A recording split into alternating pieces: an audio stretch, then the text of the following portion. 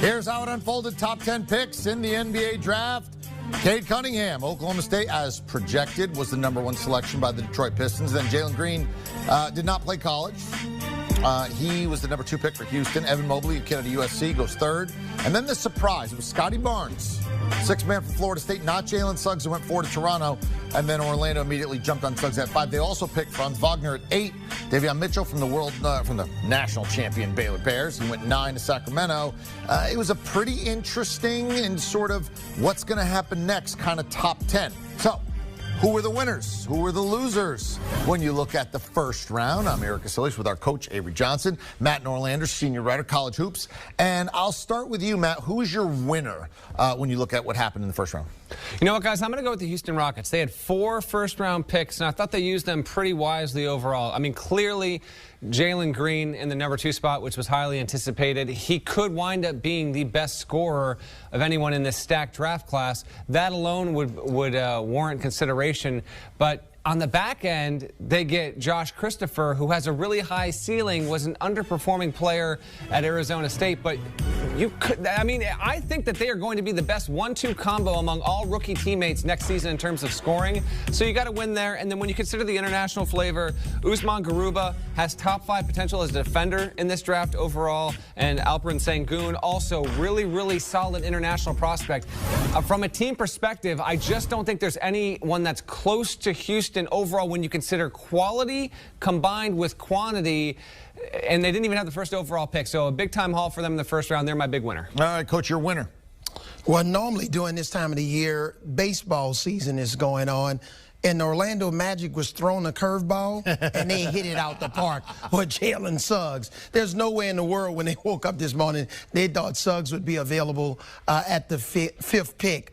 They were targeting, other guys specifically like Scotty Barnes. But when Suggs fell to the 5th pick, this was a no-brainer for a team that's in the redevelopment stage. Suggs, former high school football player, had a spectacular year at Gonzaga, can play on and off the ball, NBA body.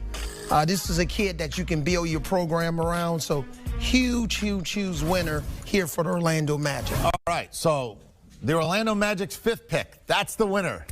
What's the loser? The Orlando Magic's 8th pick with Franz Wagner. This is the coach giveth and the coach take it away.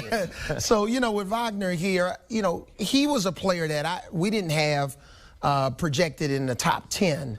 There were some other players, Trey Murphy, Corey Kispert, that could have very well accomplished the same goals. You wanted a player that can space the floor, that can complement Suggs. But again, Wagner really struggled at the end of the year. I wasn't really sold on him, especially with his on-the-ball defense. But, he can make plays. He can shoot the 3. Not a great three-point shooter.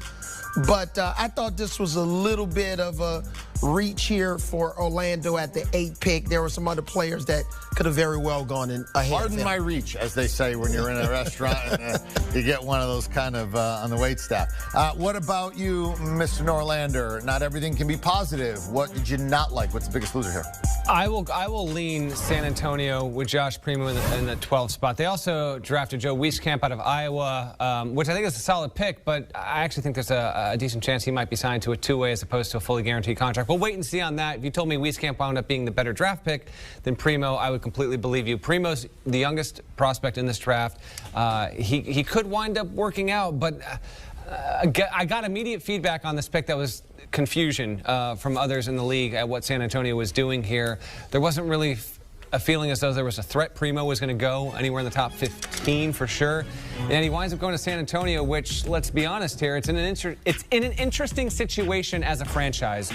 Popovich is, well, first of all, he's currently on the other side of the planet trying to get the U.S. to not let everyone down by failing to win a gold medal. He's in the winter of his coaching career.